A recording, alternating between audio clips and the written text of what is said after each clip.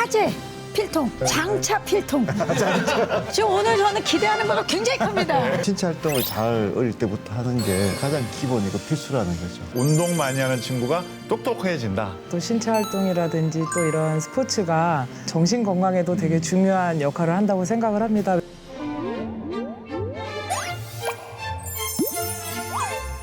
네, 안녕하세요. 박경림입니다. 고대 그리스 철학자 소포클레스는 인간은 어떤 것을 직접 해봄으로써 배운다라고 했죠. 인간은 들은 것의 10% 그리고 직접 해본 것의 60%를 기억한다고 합니다. 이 경험에 의한 배움이 얼마나 중요한지를 알게 해주는 말인데요.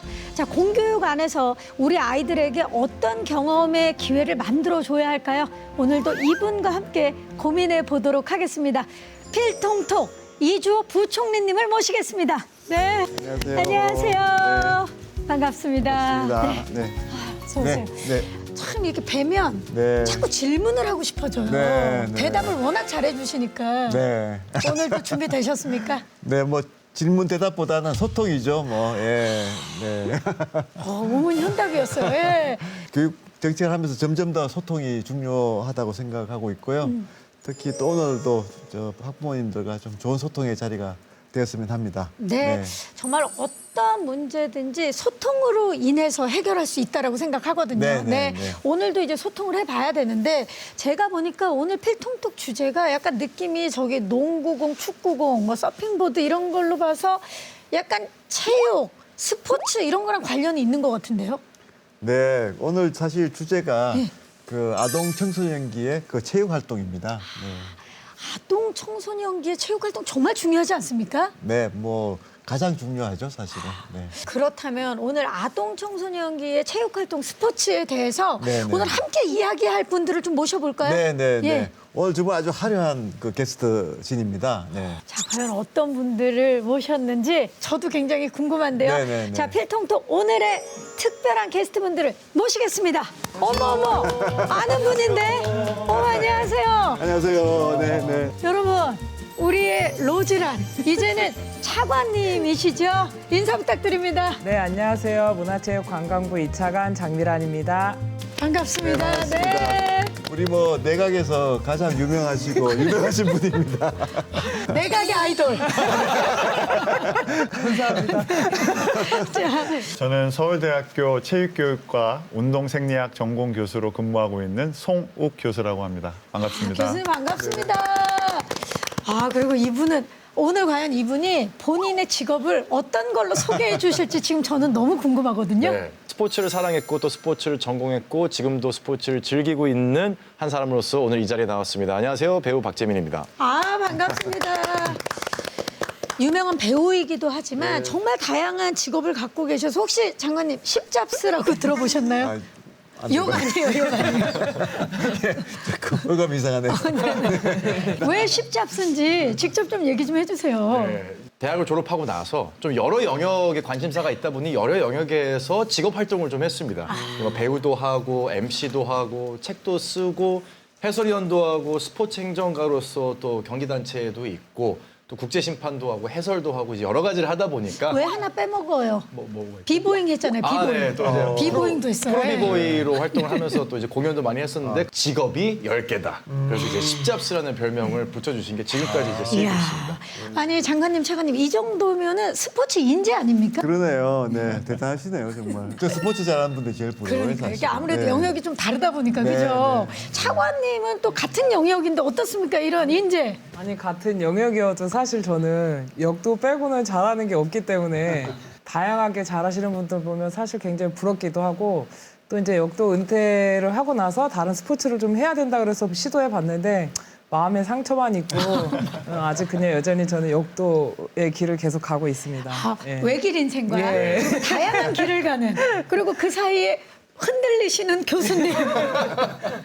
저도 뭐 다양한- 어릴 때 좀 스포츠를 했고요. 스케이트와 축구. 오. 아직도 제 자랑스러운 직함이 지금 서울대 교수축구단 감독입니다. 17년째 하고 있습니다. 교수 생활 시작합니다. 전 이런 생각이 드네요. 필통톡이 제대로 만났다라는 느낌이 드는 게 사제, 필통. 네. 장차 필통. 아, 오늘 뭐 정말 필통청이다. 장차. 장차 맞죠. 관께서 지금 다 네, 계시는 거 아닙니까? 지금 오늘 저는 기대하는 바가 굉장히 큽니다. 예. 자, 그러면 본격적으로 이야기를 한번 나눠볼까 하는데요. 앞서서 진짜 말씀해 주셨다시피 이 학령기 아동들은 움직임에 대한 욕구, 흥미가 굉장히 강한 시기잖아요. 그렇기 때문에 이 시기에 무엇보다 체육 활동이 가장 중요하지 않을까 하는 생각이 드는데 어떻습니까, 장관님? 예, 사실 이제 최근에 이제 뇌과학 쪽에서도 이제 과학적으로도 이제 많이 증명이 되는데요. 사실 학부모들은 뭐 영어 잘하는 거, 학업 잘하는 거 이런 거 많이 관심 있으신데 실제로 이제 특히 어린 시절에 그 체육 활동이 중요하다는 게 많이 밝혀지고 있습니다. 그렇죠. 과거에도 지덕체 이런 얘기가 있었잖아요. 그래서 이제 뇌과학에서 이야기하는 것이 뇌도 이게 신체의 일부잖아요. 그렇죠. 그러니까 뇌의 기능이라는 게 결국은 신체 활동의 일부이기 때문에 일단 신체 활동을 잘 어릴 때부터 하는 게 그게 가장 기본이고 필수라는 거죠. 네. 가장 기본이고 필수다. 우리 장민환 차관님도 하실 말씀이 많을 것 같아요. 네, 아니 장관님께서 지금 지덕체에 대해서 말씀을 해주셨는데 요즘 청소년기 아이들에게 체덕지라고 이렇게 순위를 바꿔서 얘기해도 저는 부족하지 않다라는 생각이 들어요. 그래서 아이들이 이렇게 어렸을 때 하는 신체 활동들은 뭐 심폐 능력을 또 향상시켜주기도 하고 뼈 건강, 근육 발달 또 이런 것들도 굉장히 역할을 해주고요. 또 비만이라든지 이런 그 대사증후군에도 굉장히 기여한다고 합니다. 저도 어렸을 때 운동을 열심히 했기 때문에 그 누구보다 뼈와 근육이 잘 발달해서 제가 무거운 밥에도 더 잘 들 수 있지 않았나 하는 생각이 듭니다. 아, 진짜 예. 부럽네요. 교수님께서 체육 활동이 우리 뇌에 어떤 영향을 미치는지 좀 설명해 주시면 도움이 될 좋을 것 것 같습니다. 네, 뇌가 이제는 더 이상 블랙박스가 아니고요.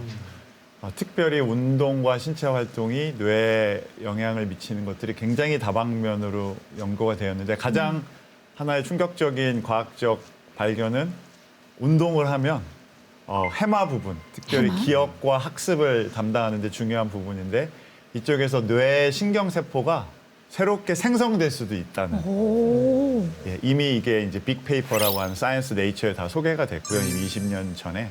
또 운동을 계속해서 할 때 이제 뉴런이라는 뇌세포의 뉴런과 뉴런의 시냅스라고 하는데 이 연결이 훨씬 활성화됩니다. 그렇게 되면 이제 집중력, 기억력, 사실 학업에 필요한 모든 또 뇌 활동에 필요한 이 모든 것들이 또 향상이 될 수도 있고요. 아울러서 그 뇌율의 신경 영양인자라고 하는 BDNF가 있습니다. 이건 어떻게 보면 뇌 전체에 양분을 공급해주는 호르몬과 같은 인자인데 이게 전체적으로 운동을 통해서 부스트가 됩니다.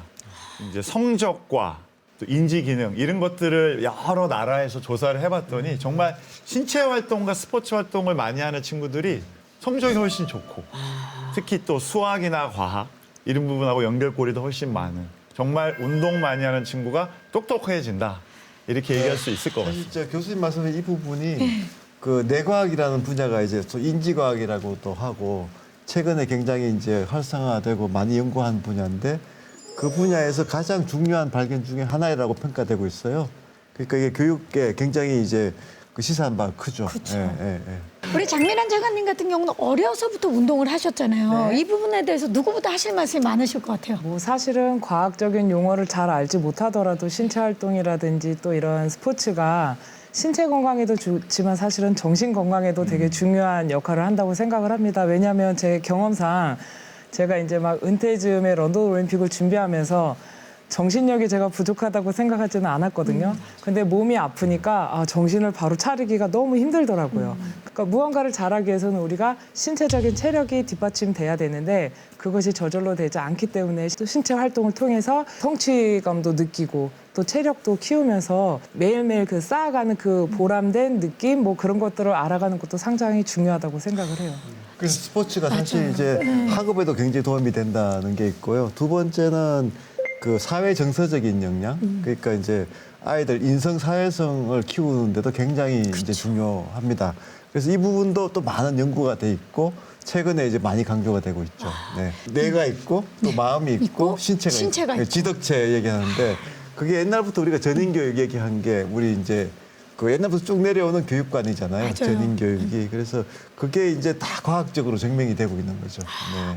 과학적으로 계속해서 증명이 되고 있고 그리고 또 그 증명을 또 우리한테 보여주는 분이 또 박재민 씨인데 박재민 씨 같은 경우는 이제 학창 시절 체육 활동이나 스포츠를 통해서 사실 스트레스를 좀 덜 받았다 이런 걸 좀 직접 많이 느꼈을 것 같아요. 너무 많죠. 사실 이제 심리학에서 접근을 한다면은 뭐 가장 중요한 뭐 매슬로우의 5단계 구설에 나오지만 중요한 것 중에 하나가 소속감이잖아요. 내가 어딘가에 포함되어 있다.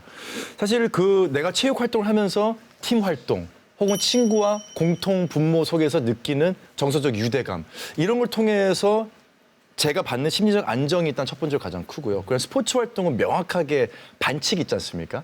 규율이 있고 이 규율 밖으로 벗어나는 행동이 원천적으로 금지되기 때문에 그 안에서 배우는 어떤 사회적 규율 이런 부분들이야말로 교육적인 차원에서 보면 가장 자연스럽게 사회라는 시스템 그리고 정서적 안정을 우리가 이끌어낼 수 있는 가장 완벽한 교육 활동이 아닌가. 이거는 아마 성욱 교수님도 굉장히 많이 느끼셨을 것 같아요. 수업에서 어떤 리더십만 있는 게 아니라 또 팔로우십도 있지 않습니까? 그리고 다 같이 공통 목표를 이루어내고 하는 성취감 그러다 보면 또 패배감도 있습니다. 근데 이런 것들을 다 배울 수 있는 건 정말 스포츠와 체육활동 현장이거든요.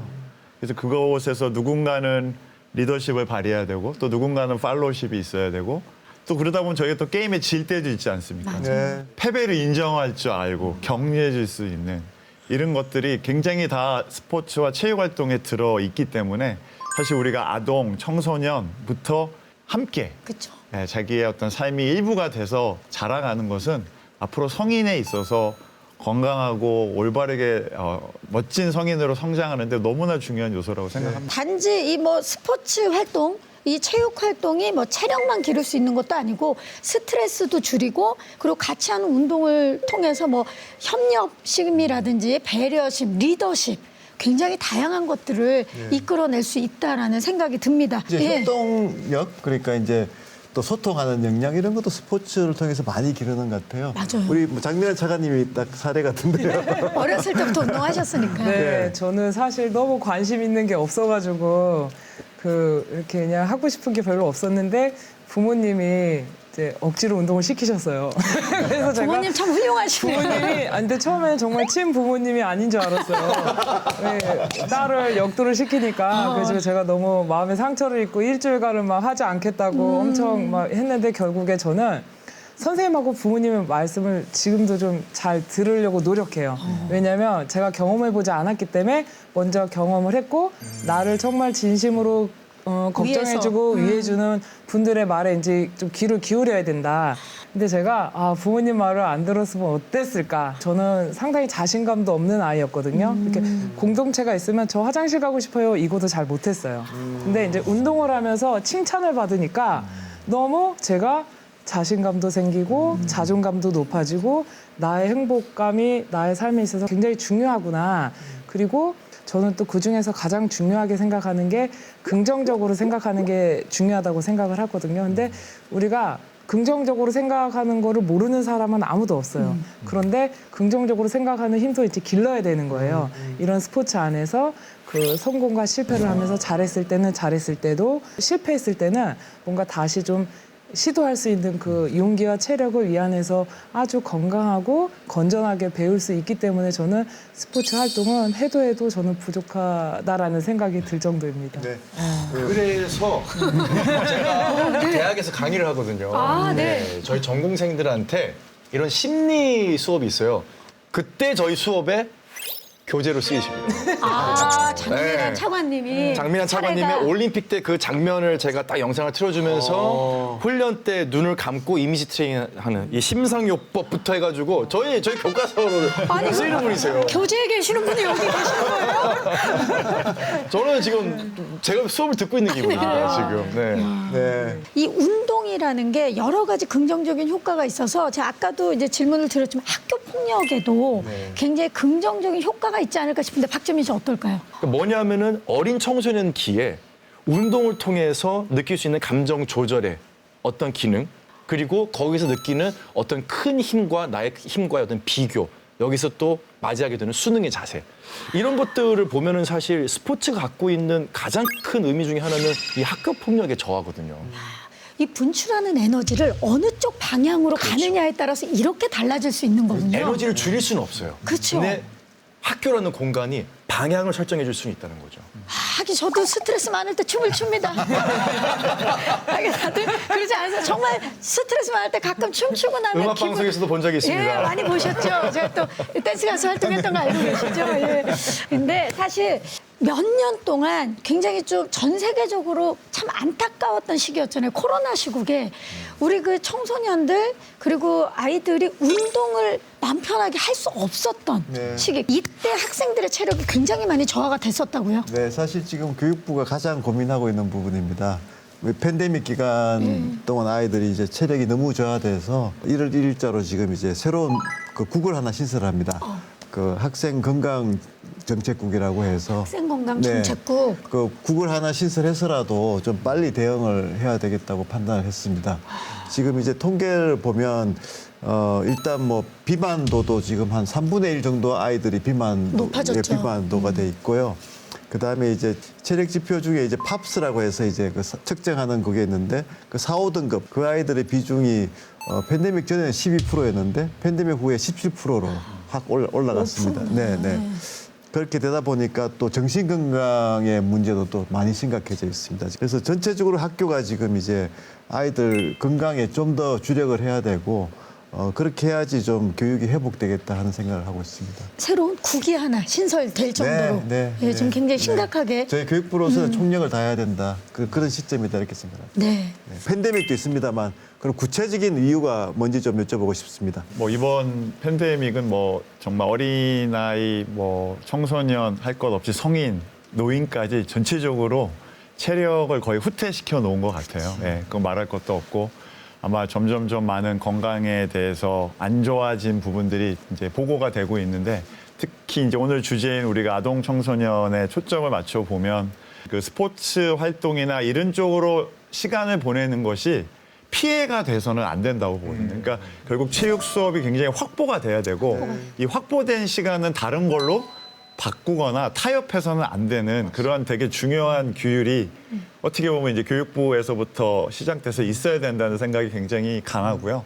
체육 활동이나 어떤 스포츠 클럽 이런 데서 학생들이 이쪽에 마음 놓고 시간을 들일 수 있는 쪽으로 방향이 가지 않는다면 아마 체력 저하는 막기가 쉽지 않을 것 같아요.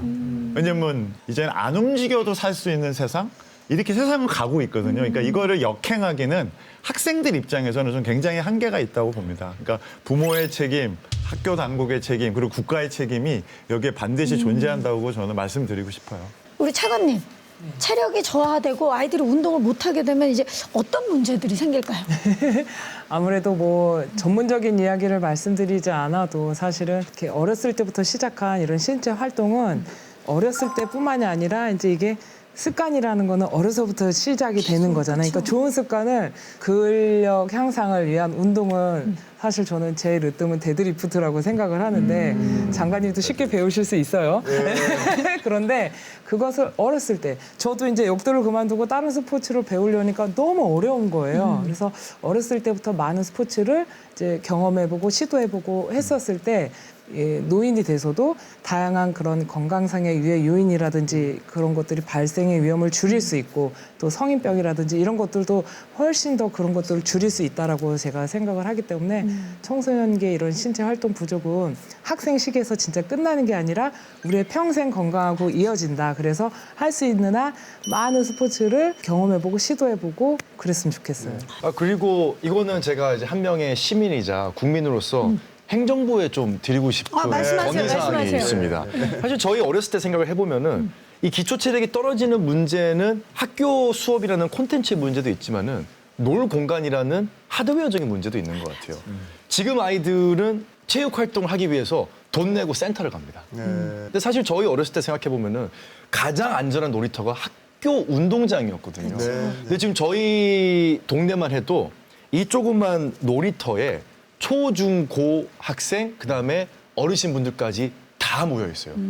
이게 코로나19 이후로 학교 운동장이 개방이 안 돼요. 사실 학교라는 곳이 갖고 있는 운동장이라고 하는 이 시설은 저는 공원이라고 생각을 하거든요.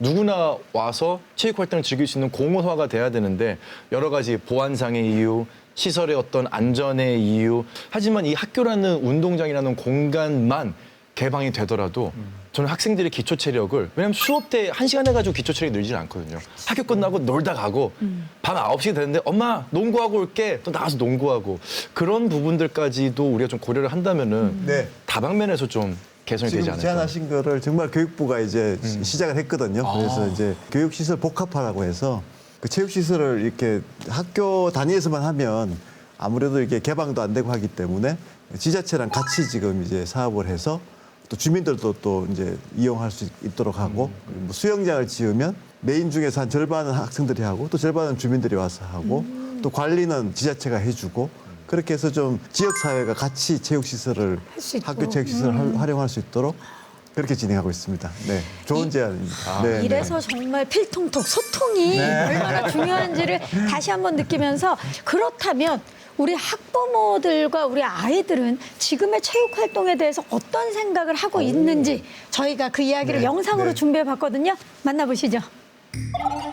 운동장의 주인인 우리 학생들이 운동장에서 사라졌다?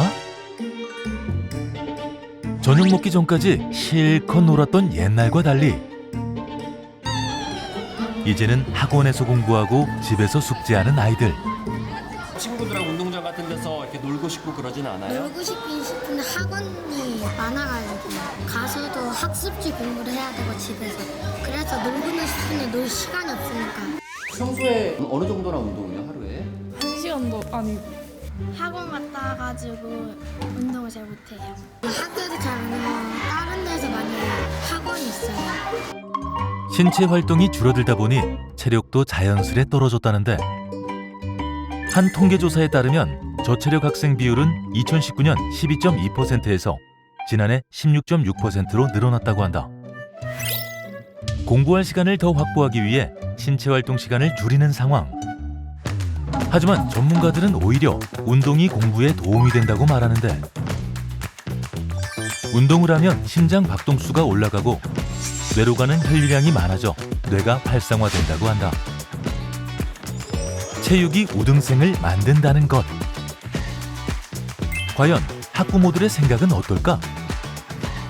한참 자라날 아이들이 많이 뛰어놀아야지 학업 스트레스도 줄고 성장판 발달에도 도움이 된다고 생각을 해요. 그래서 저는 학교에서 체육 수업을 많이 해주는 거에 대해서 되게 긍정적으로 생각하고 있어요. TV도 많이 보고 핸드폰을 많이 보다 보니까 움직임이 없다 보니까 비만도 생기고 체력도 떨어져서 친구들이랑 이제 체육 활동할 때도 빨리 지치는 경향이 있어서 체육 수업을 늘리면 좋겠죠. 그렇다면 학생들의 생각은? 더 뛰어놀고 싶은데 체육 시간이 부족해. 요즘에는 교실에 많이 있다 보니까 답답하니까 체육 많이 해서 늘렸으면 좋겠어요.